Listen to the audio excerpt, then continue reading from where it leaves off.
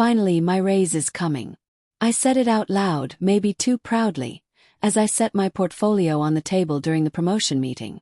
My heart was pounding, not from nerves, but from a quiet confidence. I had worked harder than anyone else in that room, and everyone knew it. Across from me, my husband, the boss, lifted his eyes from his phone for the first time that morning. Instead of pride or support, his face carried something else. A smirk, a glimmer of amusement, like I just told a bad joke. His voice cut through the conference room's sterile air. No, darling. Already gave it to Kelly. The words didn't register at first. The fluorescent lights above hummed too loudly, and my grip on the portfolio tightened. I waited for him to laugh again, to say he was joking. But he didn't. Kelly leaned back in her chair, lips painted red, eyes sparkling with victory. "Oops," she said with the kind of sweetness that makes your stomach turn. "Forgot to tell you. Forgot to tell me." Bethany from HR, sitting stiffly at the far end of the table, cleared her throat. Her hand slid a folder across the polished mahogany surface with clinical detachment. "Michelle, you weren't even on the list this quarter. The decision was finalized last week." The folder tapped twice against the table as Bethany withdrew her hand. Her expression neutral, but her eyes full of pity. Around us, the room had grown painfully silent. Some stared down at their papers, pretending not to notice. Others shifted uncomfortably in their seats, unwilling to meet my eyes. My husband leaned back, folding his arms, the smirk never leaving his face. And Kelly. She crossed her legs slowly, her new heels catching the light, the same pair she'd once asked my opinion on in the restroom, giggling like we were friends. My chest tightened, not from the loss of a raise. Not even from the humiliation of being blindsided in front of colleagues I'd led through crisis after crisis. It was the betrayal. The deep bone-level betrayal of realizing the man who shared my bed had spent weeks training my replacement while encouraging me to rehearse a pitch he knew would never matter. I swallowed the lump in my throat and said the only thing I could do transition my projects. Kelly smirked. "That won't be necessary. Jasper's already been bringing me up to speed." My husband nodded. "Exactly. Kelly's ready to take over." The word ready burned in my ears. Ready. She'd been in the department for less than a year. She'd never handled a client meltdown, never worked overnight through a campaign crisis, never spent weekends salvaging accounts while the rest of the team was home with their families. Ready was the last thing she was. I stood, portfolio still clutched against my chest, and walked out without another word. My heels clicked against the polished floor, each step echoing like a gavel. In my cubicle, a small corner desk piled with reminders of years of dedication, I began pulling my things into a box. The orchid I'd nurtured through 2 winters. The mug from Emma, my daughter, that said, "World's Best Multitasker." The framed photo from the company retreat where I'd been named Employee of the Quarter for the 3rd consecutive time.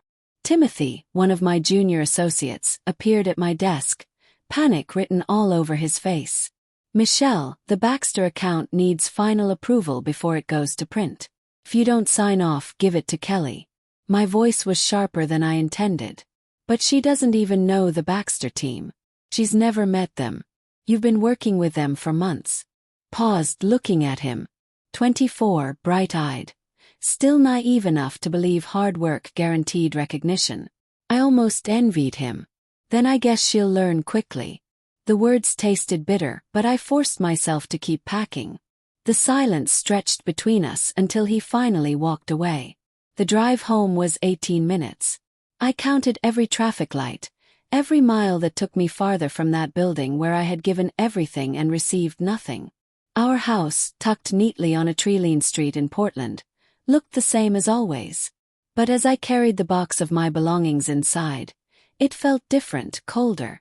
On Jasper's desk, left slightly ajar, sat the Campbell contract, the one I had bled for, strategized for, saved at the very last minute. Its margins were covered in notes, but not in Jasper's sharp handwriting. No, these loops and curves were Kelly's. 6 weeks of notes. 6 weeks of strategies stolen directly from me. My phone buzzed. A text from Emma away at college. How did the big meeting go, Mom? Did you get it? My throat closed. I couldn't tell her the truth. Not yet. Not while the promises we'd made about tuition, about her dreams, still echoed in my mind. I looked back at the contract on Jasper's desk. Kelly's notes, my stolen work, my stolen future.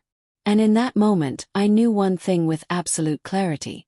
While Jasper thought he'd denied me a raise, what he'd actually done was light a fuse. A fuse that was already burning. And nobody, neither Jasper nor Kelly, had any idea what was coming next. The box from my office sat untouched on the dining table. Its contents a silent reminder of everything I had built and lost in a single morning. I should have been crying, screaming, maybe even begging Jasper for an explanation. Instead, I sat perfectly still, staring at the Campbell contract covered in Kelly's handwriting. 6 weeks of strategy notes, 6 weeks of meetings, plans, and details that were supposed to be mine. The betrayal wasn't just professional anymore. It was personal. My husband had let another woman pick apart my work in the margins of our life in our home, in the very space where Emma used to do her homework after school. The silence pressed against my ears louder than any argument we'd ever had. At 6:42 p.m., I heard the familiar sound of Jasper's keys hitting the ceramic bowl in the entryway. Right on schedule. His footsteps moved across the hardwood, pausing in the dining room. "You're home early," he said, noticing the box. His tone wasn't surprise. It was annoyance, as if I'd disrupted some plan of his. I didn't look up from the contract. Meeting went shorter than expected. He walked into the kitchen, loosened his tie, opened the fridge. The sound of a beer cap popping against the counter made me flinch. I had asked him 100 times not to do that. It scratched the granite. He never listened. "So, what's for dinner?" he asked casually, like the day hadn't detonated my entire career. I set the contract down carefully. "We need to talk about today." "Michelle," he sighed. The way people sigh when they're tired of repeating themselves. "We've been through this. Promoting my wife would look bad. The board has concerns. Kelly was the right choice." I stared at him. "The board has concerns. Or you do.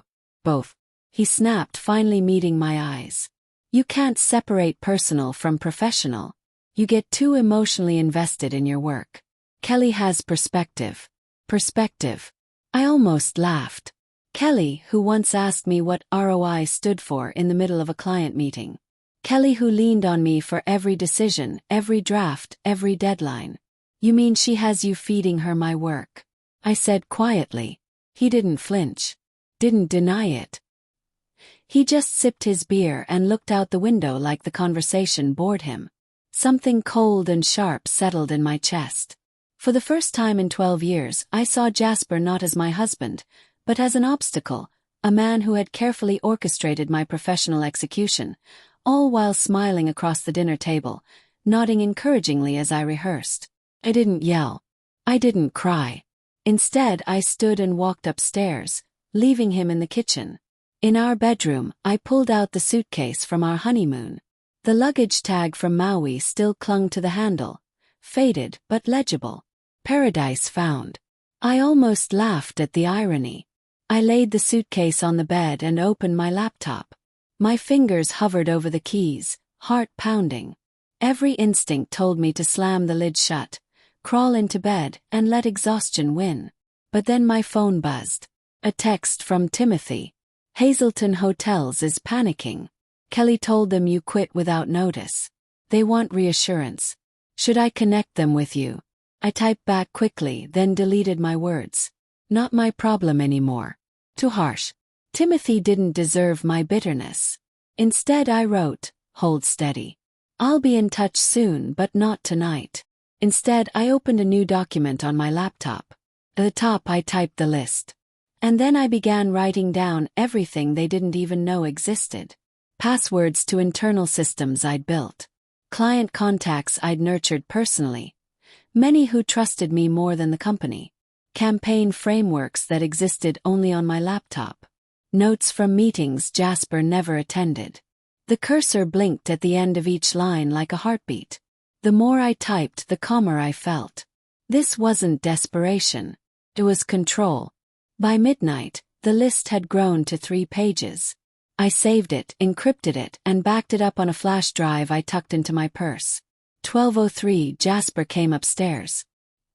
He paused at the doorway, looking at the half-packed suitcase on the bed. "Michelle, don't be dramatic," he said tiredly. "Just a job." I looked up at him, my hands folded neatly on the laptop. "You're right. Just a job. And this." I gestured at the suitcase. "Just a marriage where my husband humiliated me in front of my colleagues and handed my work to someone else. Nothing dramatic about that." He opened his mouth to respond, but I closed the laptop with a sharp click. The sound echoed in the room like a gunshot. "I'll stay at Margaret's for a few days," I said, standing. "Give us both space to think." Jasper's jaw tightened, but he said nothing. For once, silence was on my side. As I zipped the suitcase shut, a strange calm washed over me. He thought he'd ended my career today. He thought I'd just disappear quietly, like another discarded employee. But Jasper had forgotten one thing. I wasn't just his wife. I was the woman who built that company from the shadows. And now I was the woman who held the match. The fuse wasn't just lit. It was burning faster than he could imagine, and by the time it reached the end, Jasper and Kelly wouldn't even see it coming. Margaret's guest room smelled faintly of lavender and old books. It wasn't home, but it was quiet, and that was enough. I sat at her desk with my laptop open, the glow of the screen illuminating the clock. 5:47 a.m. Sleep had been impossible. Instead of tossing in bed, I started digging. First stop, my work email. I had less than an hour before they revoked my access, and I wasn't going to waste it. I began forwarding everything important to a secure folder. Contracts, client correspondence, campaign drafts with my digital signature on them. At 6:02, I stumbled across something that made my blood run cold. An email from Jasper to Bethany in HR, dated 3 weeks earlier. "Make sure Michelle isn't on the shortlist. We need someone fresh, someone less emotional. Kelly has potential. She'll be the face of the department going forward." 3 weeks ago, while I'd been rehearsing my presentation every night, while Jasper sat across from me at dinner, nodding, pretending to listen, he'd already decided. I almost slammed the laptop shut. Instead, I forwarded the email to my encrypted folder and kept scrolling. Another message caught my eye. Jasper to Kelly, marked confidential. "Michelle is too invested in her projects. She doesn't see the bigger picture. Keep building on her strategies. I'll help you polish them for the board." I leaned back in the chair, heart pounding. There it was, proof that my own husband had been coaching her with my work. The clock struck 6:30. My access was cut. The screen went black. But I had what I needed. Dozens of files, contracts, and those 2 damning emails. I closed the laptop, took a deep breath, and stared out Margaret's window at the gray Portland sky. I wasn't imagining things. I wasn't overreacting. The betrayal was real. By mid-morning I was back in the city, meeting Timothy at a cafe near the office. He looked nervous, constantly glancing over his shoulder like we were in some kind of spy movie. But when he spoke, his voice shook with anger. "Michelle, something's wrong. Hazelton Hotels called me this morning.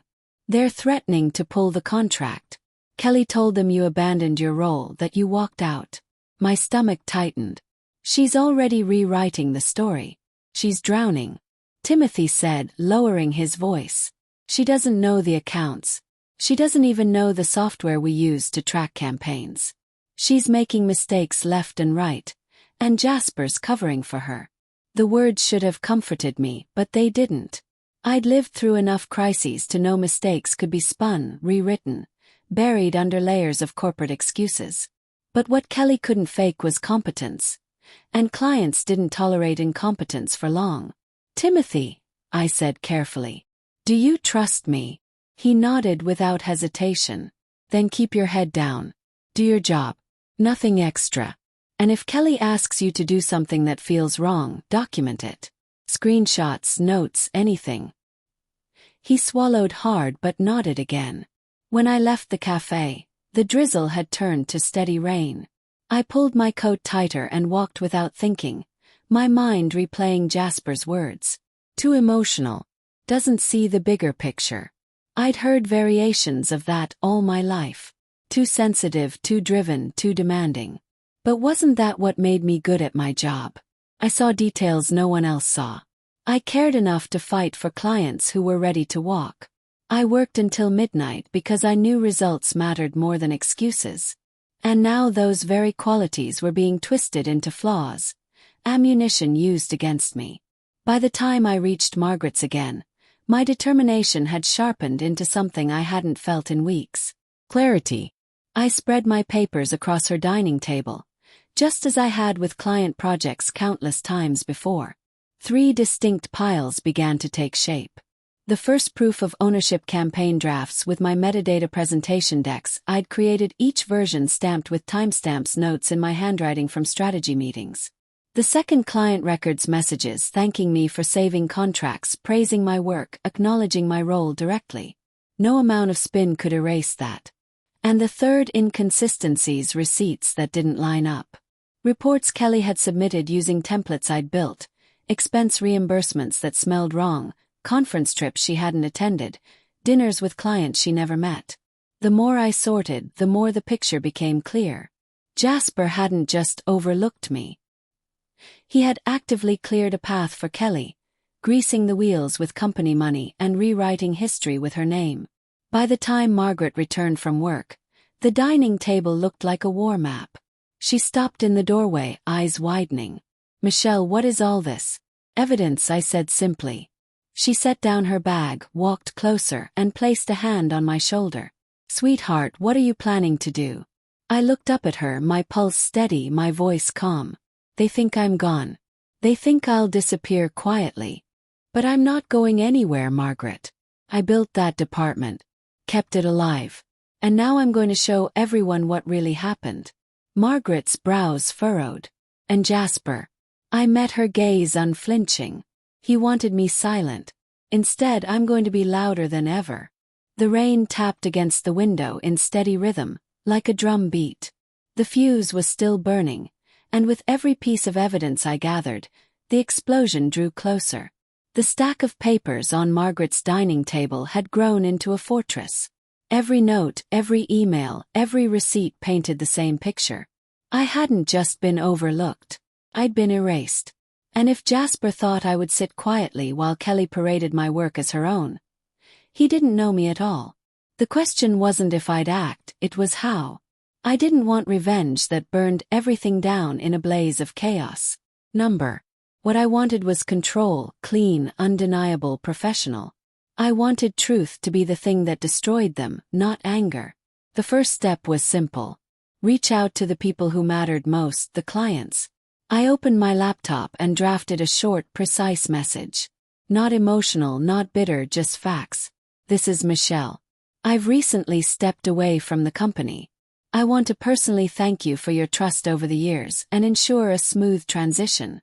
Should you have concerns or unresolved matters regarding ongoing projects, please don't hesitate to reach out to me directly. Wishing you continued success." No accusations, no drama, just an open door. By the next morning, my inbox was overflowing.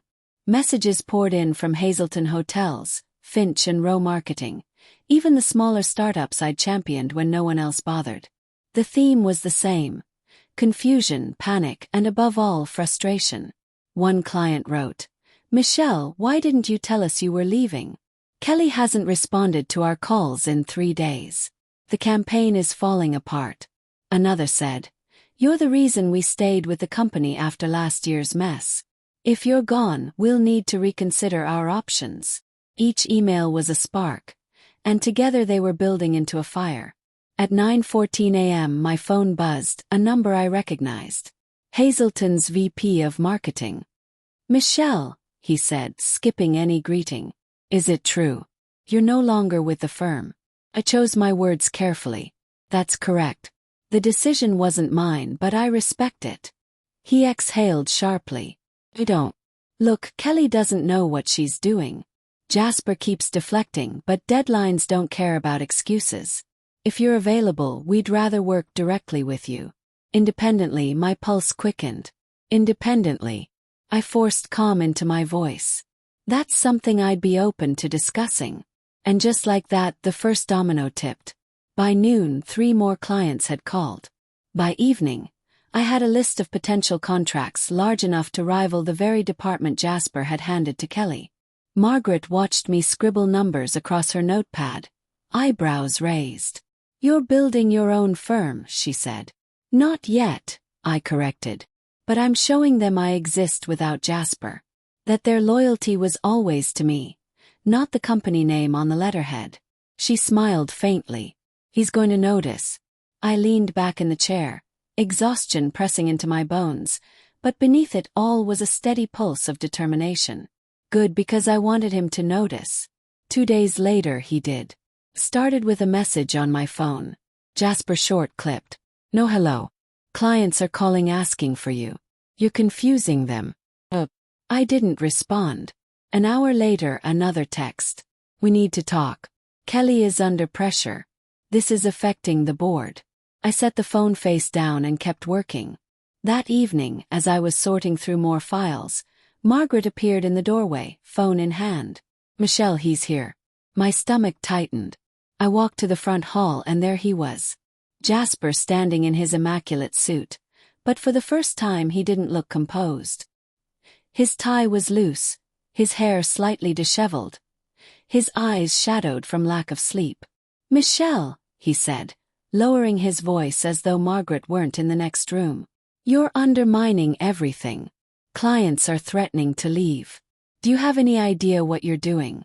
I held his gaze. "Yes, I know exactly what I'm doing. I'm reminding them who built their campaigns, who saved their accounts, who they trusted." His jaw tightened. "You're going to ruin us." "No, Jasper," I said softly. "You ruined us the moment you humiliated me in that meeting. I'm just making sure the truth surfaces." For a moment, I thought he'd argue.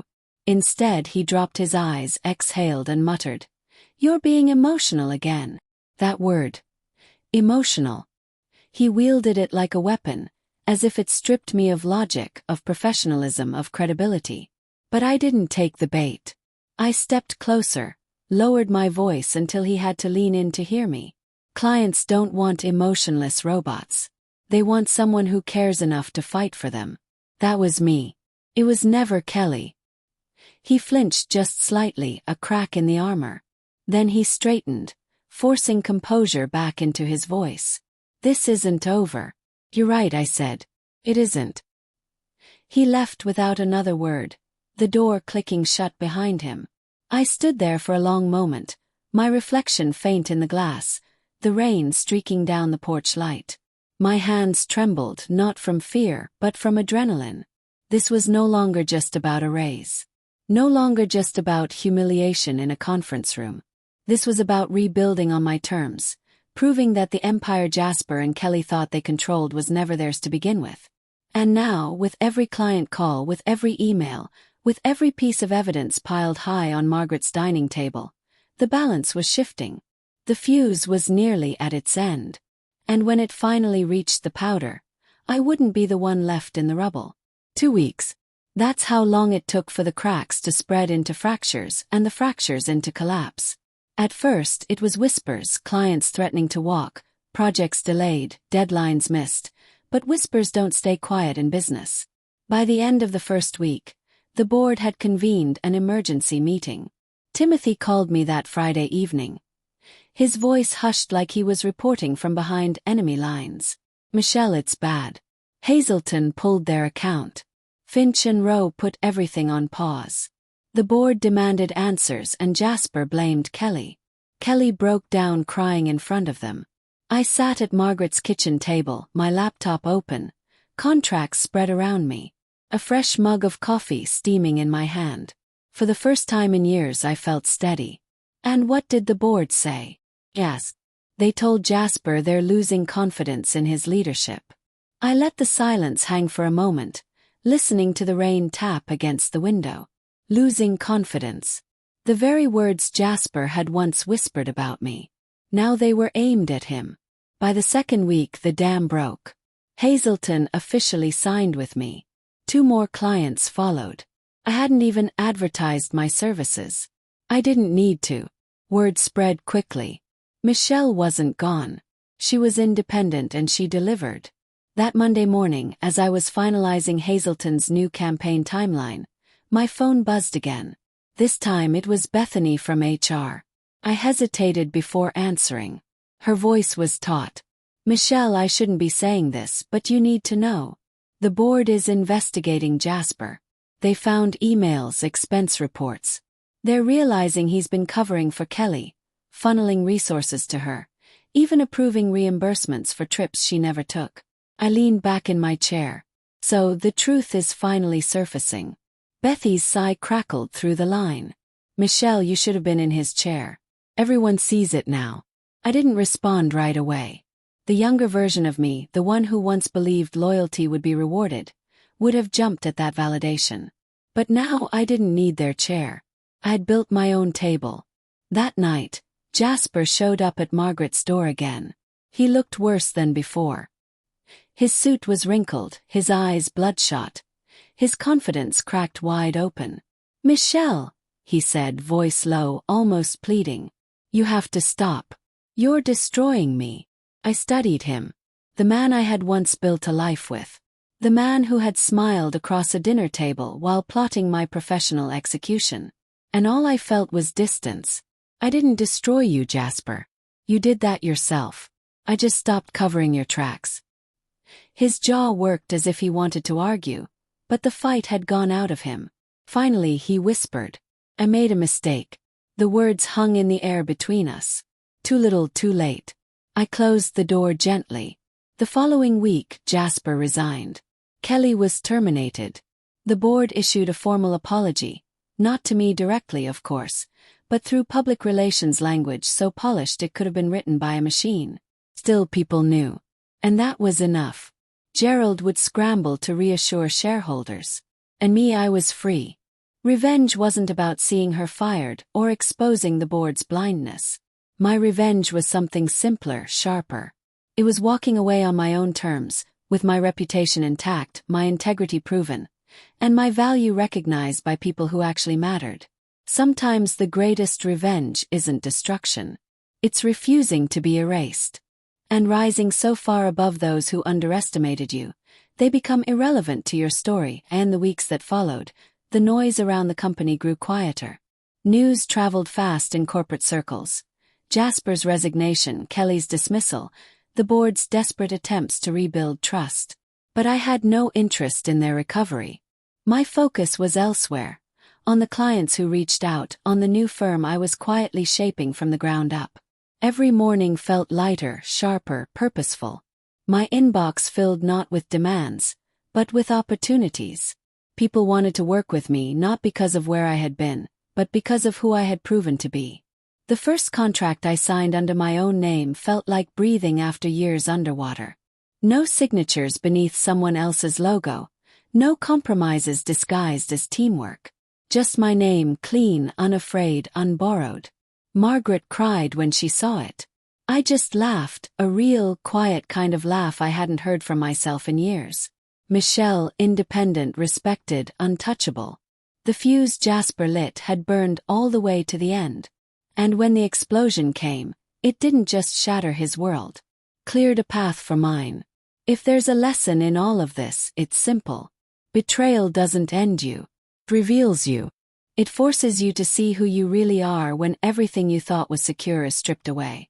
Sometimes the door you're shoved out of is the very one that leads you to freedom. And as I closed my laptop that night, contract signed, future wide open, I smiled for the first time in a long time, because I wasn't looking back anymore to more.